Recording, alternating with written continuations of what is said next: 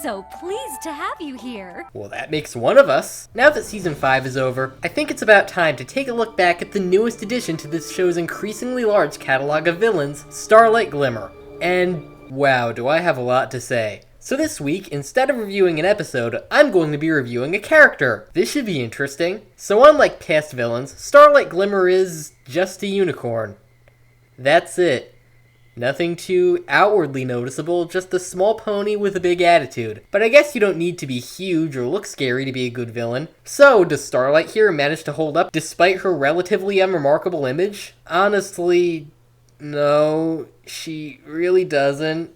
I mean, she's okay, there's nothing too terrible about her, but something about her just doesn't seem to click with me. How do I explain this?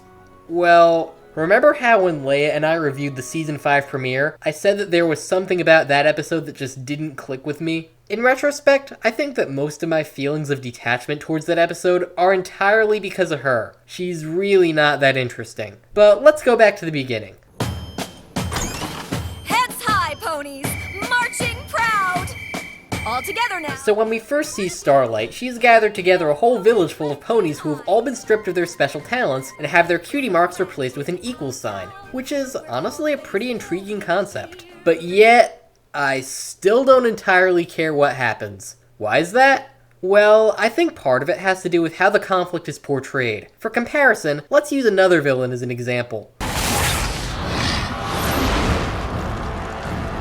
When King Sombra came back, the Crystal Ponies were scared out of their minds, and it was really effective. They did a really good job conveying just what a dangerous threat Sombra was, and really made you want him to be defeated. Starlight Glimmer doesn't display nearly that kind of power over her victims. For most of part 1 of this episode, the setting of the town never goes beyond being ever so slightly weird. Which isn't a terrible thing, but it isn't nearly enough to completely draw me in. Perhaps if the personalities of Starlight Glimmer and the brainwashed ponies were a bit more exaggerated and bizarre, or if the characters who wanted their cutie marks back were a bit more terrified or desperate, it would have been a bit more compelling. Really, the only way I could imagine a story about a town that's just ever so slightly weird working is if it was a mystery story. This kind of town warrants being featured in a let's figure out why this town is so strange plot, not a we have to stop this villain plot. And spoiler alert, the Season 5 premiere is a we have to stop this villain plot. We're told pretty immediately exactly what's up with Starlight Glimmer and her town, and even the reveal of how Starlight removes cutie marks isn't that interesting. Starlight doesn't even feel like a very large threat. While she does get a few brief lines of dialogue talking about wanting to show all of Equestria her way of the equals sign, it never really amounts to much. The only characters being hurt by Starlight Glimmer are the few ponies within her town. When Nightmare Moon, Discord, Chrysalis, Sombra, and Tirek came on screen, they had abilities, powers, and goals that directly involved all of Equestria. They were very direct threats to the entire kingdom that felt like they needed to be stopped as urgently as possible. And while what Starlight does is still bad, she doesn't have nearly that high a threat level.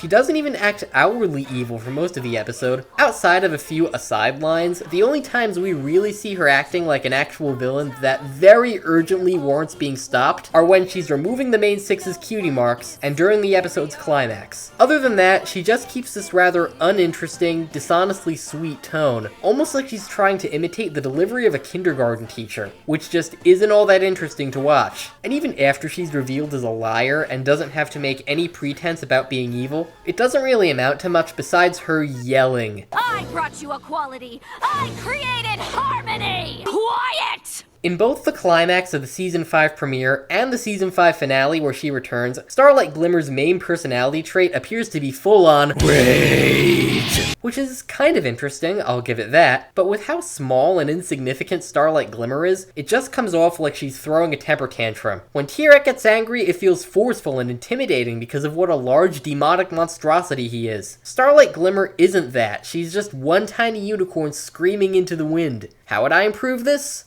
Well, since Starlight Glimmer's so good at magic, why not have her embellish her anger by blowing something up in the background, or doing some kind of violent, extravagant magical act, or even just doing this. As it stands, she doesn't seem like a threat when she yells. She just seems like an annoying character that desperately needs to shut up. And since I brought up the Season 5 finale, let's talk about it. The Cutie Re-Mark ever so slightly improves upon Starlight Glimmer. For one thing, seeing Starlight and Twilight having a magic fight in the sky was actually pretty cool, and the way that both of them kept constantly outsmarting each other made for an interesting ride. And even her plan of traveling to the past and eliminating the sonic rainboom is a lot more interesting, and poses quite a bit of danger to Equestria as a whole. One problem though, Starlight still doesn't know how dangerous her actions are. Her motives throughout the episode never really go beyond just incredibly petty revenge against Twilight specifically. And that's how I describe Starlight Glimmer. She's petty. Her actions aren't driven by cruelty, they're driven by immaturity. She's childish and bratty, like Diamond Tiara, but with more power. She isn't intimidating, she isn't charismatic, she's just juvenile and dumb. I almost imagine her being like a SpongeBob or Fairly OddParents villain, whose goal is more to look silly on screen as a setup for a joke. And in most episodes of MLP, that would honestly be fine. MLP has done comedic episodes before, quite a bit of them, and we've already had a few comedy villains on this show before. The Flim Flam brothers come to mind, as does Trixie. But the problem with Starlight is that she's in the two-parters. These are the episodes where MLP tries to tell bigger, more epic stories with actual tension and suspense. And while they try to make Starlight seem creepy and try to build suspense around her, it isn't nearly enough to distract from how downright ridiculous her attitude and motives really are.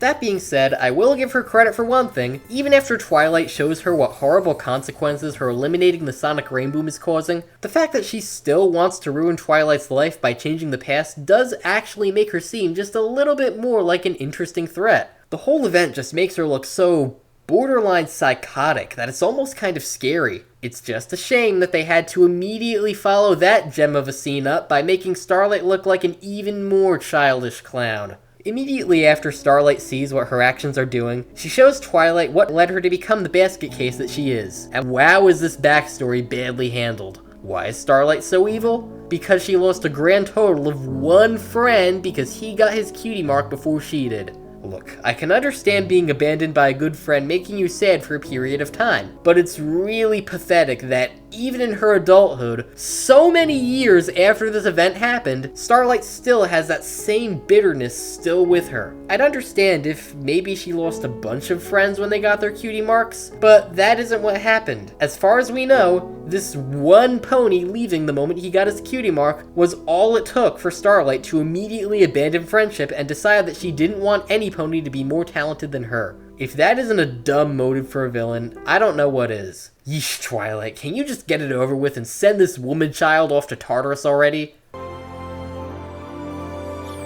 That doesn't look like you sending her off to Tartarus. But if she's as powerful as all that, we can't just send her on her way. No, Applejack, don't give her any ideas. Actually, I kind of have something else in mind. I don't like the sound of that. But I want you all to know that I'm ready for whatever punishment you think is fair. Quick, Twilight, now's your chance. This is the part where you lock Starlight up. Wait, what? What? What?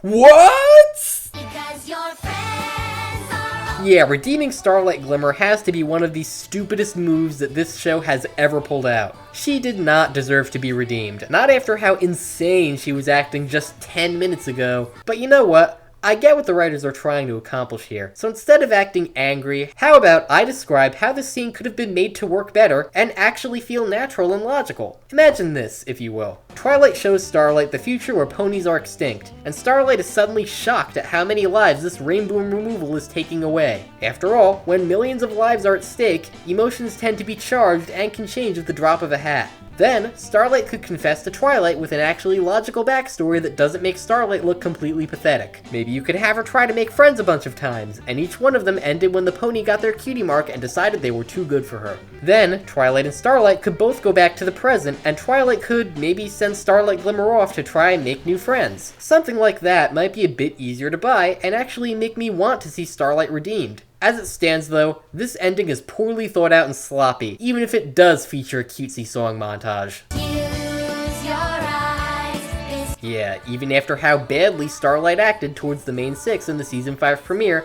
They're still immediately open and trusting and don't have any hint of doubt in their minds about whether or not Starlight is really in it for the greater good. Even when the main six are shown palling around with Starlight over a sappy pop song, she still doesn't look to me like anything more than that psycho who made the village with the equal signs.